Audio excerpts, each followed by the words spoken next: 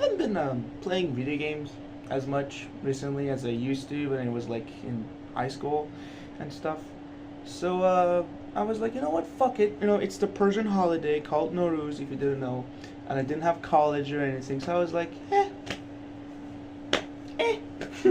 fuck it. I'll just sit down and fucking play something. And my uncle bought Vampyr a long time ago.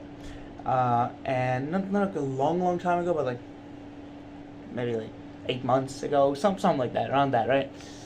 And it was on sale, and he bought it, and I have his account, and I was like, you know what? Fuck it, it's an experience, and I did play it. I didn't play it in this holiday. I played it before. I finished the game like in summer or something, but then I was like, you know what? Fuck it, I've been putting it off. I should go for the platinum trophy. I should go get that platinum trophy in these days. I have nothing else to do. You know, I've been just writing and like watching YouTube and doom scrolling. So I was like, fuck it, might as well go for that. And here I want to thank PowerPix for the guide they made, but also you could have just said it earlier that you shouldn't read a fucking note to lose the collectibles, because the collectibles in that game, there's too many of them, and there are ones that you can fuck up and miss, and you need to get them all for the trophies. So that's fun. That was really fun. I love that. I love that I had to do another playthrough again because I read a fucking diary. You Usher, you bitch. I'm not talking about the rapper. Talking about the dude in Vampyr. He's an NPC. We'll get to that. We'll get to that. The game itself, before I talk about the completionist stuff about it, the game itself, is it worth buying and playing? Yes. Yes, if you like the Life is Strange style of games, you know, you'll really like this one. The whole gameplay concept is pretty cool. It's basically Bloodborne, but with a clunkier gameplay. The gameplay itself, the fighting and stuff, it's okay. It's alright. It passes. But the thing with it is, at some point, the enemies will become obstacles and annoyances instead of just fun combat, you know, moments. They just become annoying after some time. But I was just playing it non-stop for 2-3 days to get the platinum, so you know, that could be on me, but for the first playthrough you won't realize it. It's okay if you want to just beat it once and be done with it. It will be pretty fun with that. But if you want to go for the completionist route, yeah, I don't recommend. I don't recommend the completionist. It's easy. It's not hard, or it's not like Red Dead 2 where you have to do like a billion challenges and you know the gold medals and stuff. It's nothing like that. It's just collectibles. It's just collectibles and self-control to not eat people. That's it. That's all you gotta do. It's really easy, actually.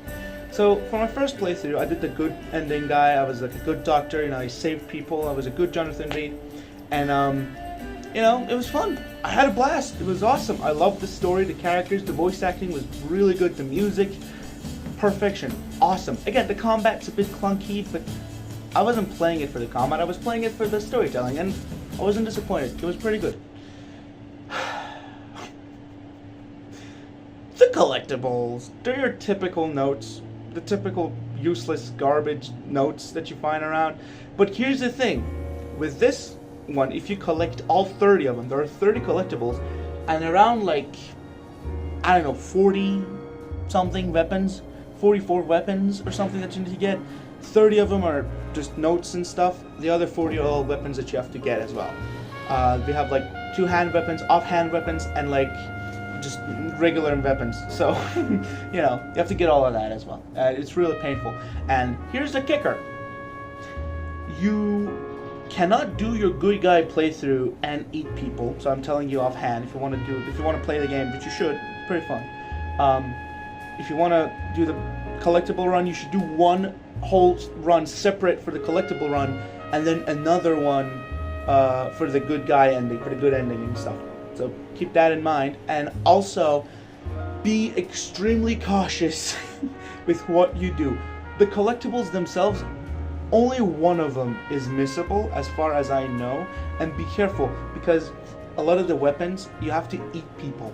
You have to kill them, eat them, you have to suck them dry, you have to suck them off, okay? You have to suck the people off in order to get their weapons. And you don't need them. Again, the combat isn't like, you know, it's not like a fucking Dark Souls or whatever. Okay, oh shit, I have to get this coolest. I mean, if you play on a higher difficulty, then sure. But like, then again, you only need one weapon throughout the whole game. You're good. You don't need to worry about that shit. But again, you need to collect them. You have to collect them for the trophy. So, you know, be careful. All right.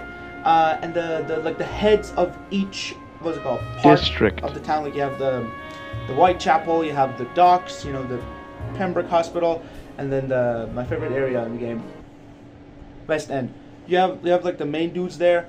Be careful what you do to them, because if you spare Sean, for example, he turns into a scowl. Again, this all makes sense if you played the game. I should say I'm going to spoil the shit out of it in the beginning. I probably would. If not here, I'm going to spoil the shit out of everything. So there's this dude, Sean. He's a priest. You save him earlier in the game, and he turns crazy. He steals a lady, turns her into a scowl. It's again connected to the story. She had the blood in her. It's really complicated. I don't remember exactly, but yeah, I skipped all the dialogue from my other playthroughs.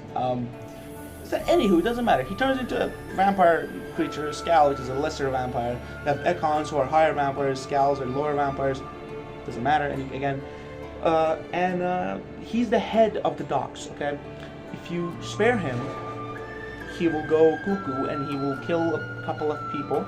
But it's okay, you can still, you know, there's some events that happen that night that you have to do to get the weapons. There's like one weapon, the Jezebel's dagger or something like that. You have to get that one. It's important, don't forget that. So if you spare him, do the event to get Jezebel's dagger. Because you might fuck it up if you sleep. Don't sleep, it's a risk. People could die. People could die, just be careful what you do. And here's the thing, people are gonna die, but you have to kill them. If they die on their own, you don't get their shit. Fun. And also, one collectible. There is one collectible that is really important for you to not fuck up. There's this dude, Usher, the rapper. He, I don't know if he's a rapper. The music guy, whatever, who cares?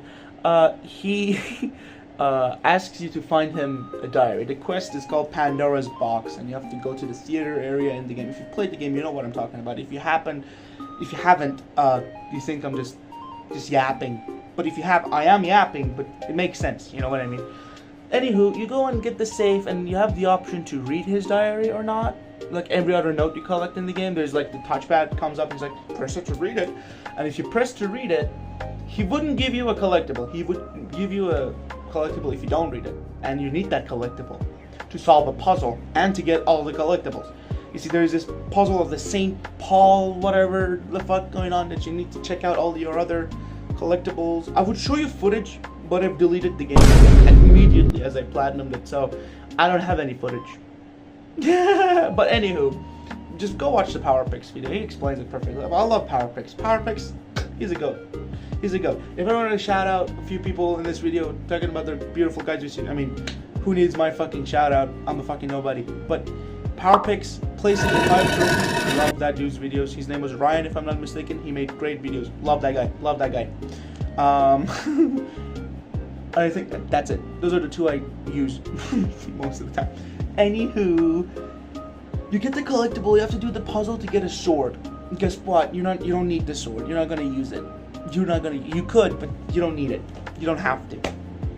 The game is not that difficult for you to be able to like, oh my god, I need this weapon for this creature, for this boss. No. Bottom mash, dude. Bottom mash to victory. But yeah. So that's a part. There's a bug. Spider. There's a spider. Oh, it webbed. Can you see it? Spider hiding in a corner. It's a fucking normal. I ain't afraid of no spider. Why is it looking at me? Why is it moving? Stop moving! I don't know if you could see him. I might have just showed you the wall. Anywho. So yeah.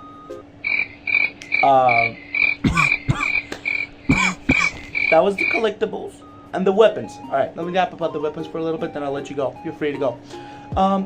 You need to, like, some of them are on the map and they're not missable. You can just go pick them up and shit. And it's pretty chill, pretty chill. You can just go pick them up. It's okay. But you need to strategize. You need to strategize everything, okay? you need to let everyone live until when you're done with all the paper collectibles, the 30 things I was talking about, until you're done with those and you've gathered, like, follow the Power Picks guide. He explains everything perfectly. And after you've done all of that, it's feasting time. I also have like a vampire thing here. You need to go eat them. And it's pretty traumatizing. I love how that's done in the game. Actually, I really like that. That's one thing that I truly love. It's like the game itself, you are a surgeon, you're like a blood transfusion guy or whatever. You're like Dexter, he's in blood spatter, you study blood, whatever, it doesn't matter. You're cool as fuck, alright? You're cool, you're dapper, dude. You look dapper as all hell. Right? I love Jonathan Reed. He's a cool protagonist. I'd say that. And the NPCs around you, they're actually likable. What? If you talk to them and get to know them and get to know their story, it's pretty worth it. I say it's worth the time to spend. And one thing I would say though that kind of sucks is that if you get all the tips about them, which is detective work, you have to do some detective work, know what the character wants you to tell them to get the tip. You can fuck up the tip as well, so be careful about that. And the thing with the tips is, if you get them all, the blood quality goes higher and higher, and people can get sick, and you have to like cure them with medicine. I love that aspect of the game. That was really cool that you actually had to be a doctor and to like check on them and give them like medicine and stuff. That was pretty cool. Honestly, legit, that was pretty sick. It's just, I wish there was more to it, you know? There's like a bit more about it. Like, I know if you eat specific people, other NPCs will comment on it, or people that were related will be like, he's missing, where did he go? And if you eat too many people, the district will go into hostile mode. Now in hostile mode, that's the cool thing that happens. Everything goes to shit. You start to see graffiti everywhere, blood is everywhere, like it's so fucked up. And the more people you eat, Ree's eyes gets bloodier and bloodier and bloodier, and you look horrifying after some time. You can eat your own mom. You can suck your own. You can suck her dry, dude. That's nuts. That's crazy. She's schizophrenic as well, and you can eat her. That's so fucked up. That is so fucked up. But yeah, you can do that. I don't recommend it. But you have to do it for the collectibles, so, you know. You don't have to eat everyone, you have to eat a lot of people, though. A lot of people. Like around, like, maybe 15 NPCs or something. You have to eat a shit ton of people, okay? And some of them, you don't have to eat them. You can do their quest line or just buy the weapon off. There's, like, a small amount of them that you can do that. And, yeah, then you get all the weapons. So that's pretty fun. And I wish we'd get a sequel to that, right? Like, it didn't sell as much, I guess. I have to do some research into that. Apparently, why am I so... I am the Dracula now. It apparently has. It sold really fucking well. Apparently 2 million copies worldwide. It might not sound a lot, but in 2021, a lot of people downloaded. 8 million people downloaded the game because it went free by Epic Games. I'm sorry, I just read the Google AI thing. I hate myself. That might be fake. That might not be correct. I'm just lazy. I just read the first thing that popped up, and it's a fucking AI lying to me. Probably it's a lie. Probably it's a fucking lie. But the game itself, it's pretty fun. For a first playthrough, it's really fun. But if you want to do multiple, be careful. If you want to do the collectibles and get the achievements and stuff, you have to get one where you don't eat anyone and finish the game. You have to do one where you put all the districts into hostile mode, which was fucking horrifying to do. Like, the thing with it is, like, each time you eat someone, they comment on them, like, on the fact that you ate them. Like, if you kill Usher, if you were evil prior, if you ate a couple of people, he says a different comment than if you eat him while you were not eating anyone, which is pretty cool. It's like, oh, you were so close to the path of righteousness, why did you eat me, fucker? And other people are like, no, I would have been a great surgeon, why did you eat me? Stuff like that. It's pretty heartbreaking. I would have made a great surgeon. No, the best surgeon if you voted for you bastard. Yeah, play it. It's pretty fun. Give it a try, especially if you like Life is Strange and that kind of game. It's like decision making and stuff. Dialogue wheels. We all love a good dialogue wheel, don't we? fuck you, Mass Effect, for bringing in the fucking... Because it is cool, the dialogue wheels and stuff. It is cool, it's just been outdone to death. So, again, I'm kind of pissed off about the game, but also kind of like it. It's both fun and horrible. If there was one thing I'd like to say to my uncle, is that you got ripped off, bro. You could have got Batman Arkham Trilogy. You could have got Arkham Knight, Arkham Asylum, Arkham City for $5. Instead, you got Vampyr. I know you did your money. Do whatever you want with it, right? But you could have gotten 3 games instead of 1 game. And the game, it's good, but it's not that good. It's not Arkham level good, you know?